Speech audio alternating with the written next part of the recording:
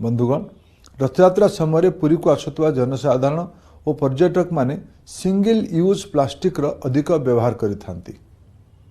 भक्त माने भोग और फूल पाई पॉलिथीन, पानी बोतल, पानी ग्लास और खाद्य सामग्री नेबा पाई सिंगल यूज प्लास्टिक आदि व्यवहार करिथांती।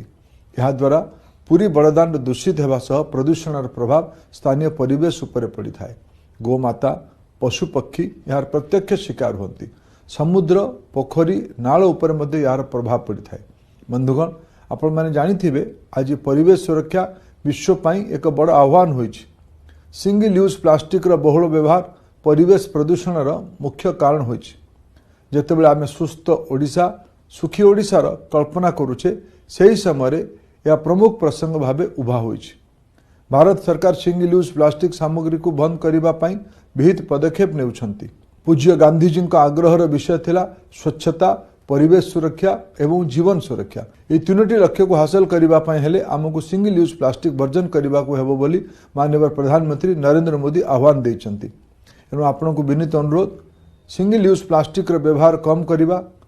पुरी रे जून 27 तारिख रथयात्रा जुलाई 5 बाहुड़ा यात्रा पर्यंत सिंगल यूज प्लास्टिक को वर्जन कर।